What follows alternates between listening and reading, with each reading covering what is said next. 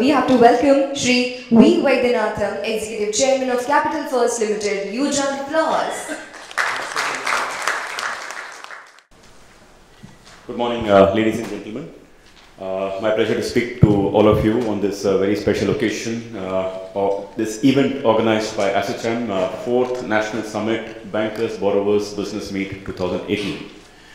Now, let me start with some quick data points which will probably help all of you get the context broadly right. Of the total commercial borrowing of 54 lakh crores as of today, which was about 53 lakh crores in September of 2017, the large corporates exposure is 25 lakh crores. The mid corporate exposures, which is loan amounts between 25 crores to 100 crores, is 10 lakh crores. Loan amounts between 1 crore to 25 crore, which is normally defined as a small and medium enterprises, is 12.5 lakh crore. And the small, which is micro enterprises, which is less than 1 crore ticket size, is 5.5 lakh crores. So it is pretty clear that large ticket transactions have close to about 53% of corporate credit. Now let me share with you the NPA numbers. We all know the NPA of the large corporates. I don't want to go there, and we all know the reasons. So it is a larger conversation. But let me focus on the NPA of the MSME sector. If you see the MSME sector NPA for PSU, I am going to categorize PSU NPA separately from private sector bank than NBFC. The NPA for PSU banks for MSMEs is 20%. But NPA for PSU banks for micro MSMEs is 11.1%. Micro MSMEs less than 1 crore. When we look for NBFCs, for MSME, the NPA is 5.8%. But micro MSME is 5.5%. When you take private sector banks, NPA for MSMEs is 3.8%. But NPA for micro MSMEs is 1.8%. So what's the point? The reason I categorized these three categories separately is because the lending practices are different and so on. I am not, that's not my subject of discussion right now. The point I'm making is that whether it is NBFCs or public sector banks or private sector banks, the NPA of the micro entrepreneurs is the least as compared to any other segment. It is lesser than the SMEs, and SMEs NPA is lesser than large corporates.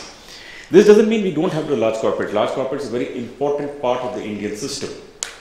And end of the day, all large corporates are not necessarily trouble either. We very well know that project financing, infrastructure financing, where the cash flow is dependent on a future event or activity or completion of a project, has much more NPA than commercial bank, than corporate banking. But having said that, the theme of the subject is still about the small entrepreneur. Then you might say that if the NPA of the small entrepreneur is the least, and you find that the allocation to that sector or credit disbursal to the sector is the least, that is sounding rather incongruous. Again, there could be many reasons for this, and there may be historical reasons. There may have been ease of just getting a large borrower and building a balance sheet. Maybe there are many reasons. But let me just focus upon what is changing recently.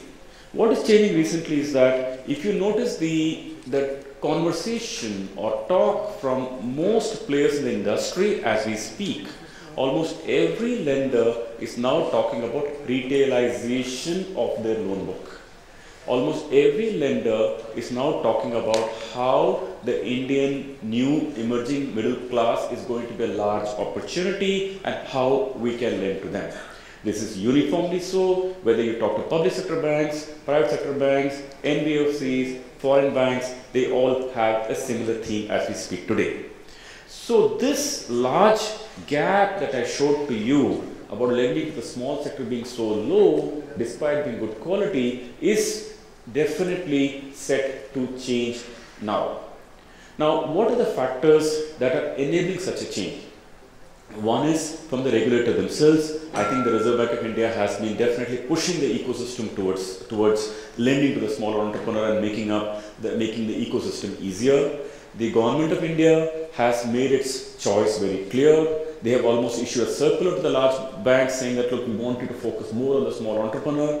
The amount of focus that is coming on the Mudra scheme is very significant. In fact, close to about, if I'm not mistaken, close to about 4.6 lakh crores of Mudra loans have already been disbursed to 10.38 crore beneficiaries, of which 76% are women. It is clearly showing as a focus from the government also.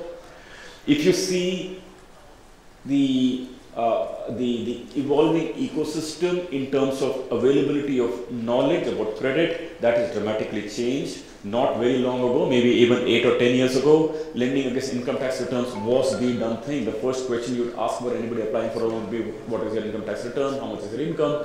That language is dramatically changing. And therefore, at the same time, we have access to Aadhaar, we have access to the customer's bureau records, we have access to a number of such sources of information. GST is the latest source, because GST is a very, very powerful source of information for being able to evaluate credit. Now, many banks are able to evaluate customers' bank balances and just say that income tax return is not the important thing. Let me see your bank balance. If you have the money in the bank, I'm going to lend you the money. There are many small entrepreneurs who are actually sitting with the customer, understanding the cash flow of the customer, not the balance sheet, not the P&L, just cash flow. They could actually sit with a small shopkeeper, a kirana shop or a chemist, and understand his cash flow and then lend. Now, many such models are now beginning to emerge. I was seeing a TED talk the other day about someone who was saying that, look, we lend on the basis of just the telephone records. I mean, it is a story in Africa where they were actually mentioning that there was a lady whom they were tracing, and they were actually pointing out if someone has more than 50 contacts on their mobile phone, it's a good credit.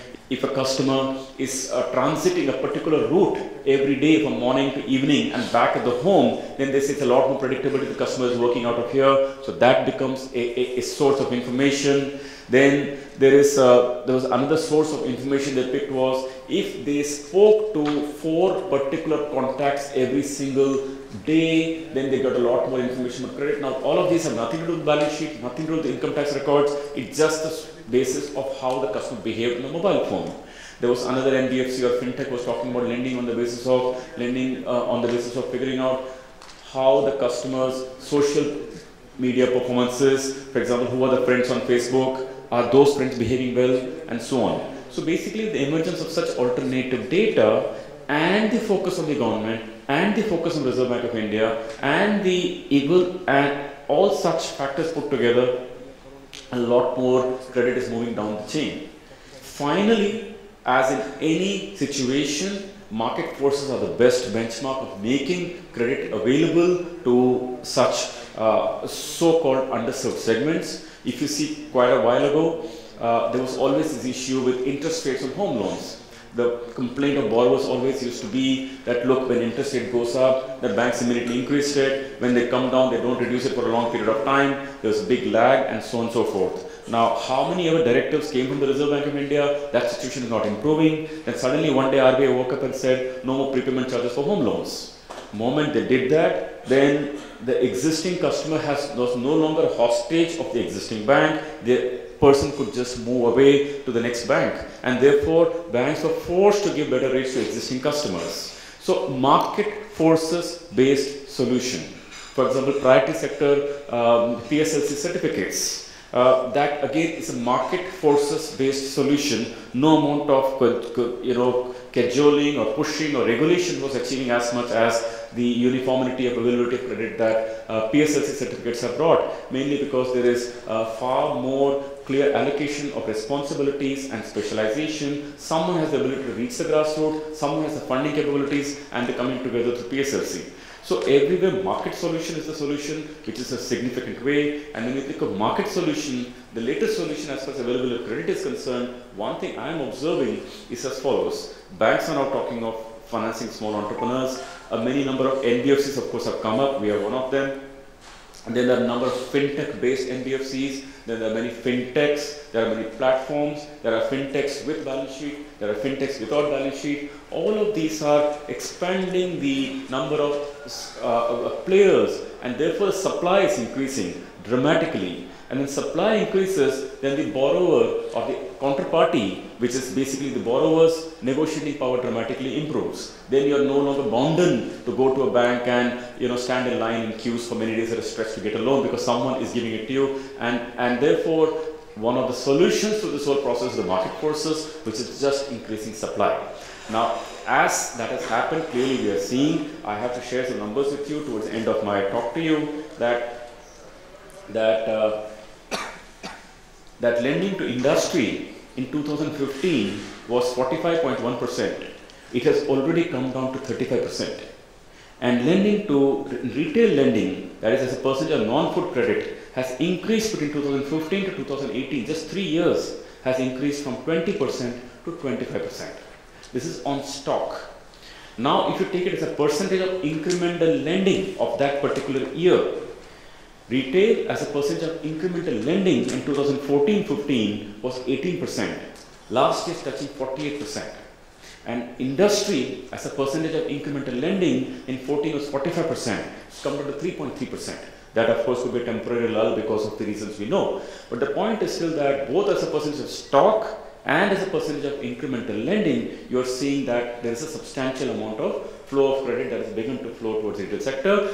I also showed you the reasons, because alternative capabilities are available and also because the supply of financials has increased. To my mind, when this sort of supply comes to the sector, then straight away the negotiating power of the borrower dramatically increases. Interest rates, you don't have to haggle that much, because people have to give you the best rates to make things happen. Customer service standards have to go up. Transparency standards have to go up. So in my opinion, this market solution is playing a very big role and will continue to play a big role in this process. So my only sense would be that the Reserve Bank of India and the Government of India, as they're already doing, should continue to increase the number of players in the sector, and who can therefore reach multiple segments of this ecosystem, and that in turn will improve the standards of service, governance, transparency, and availability of credit. Thank you very much, ladies and gentlemen.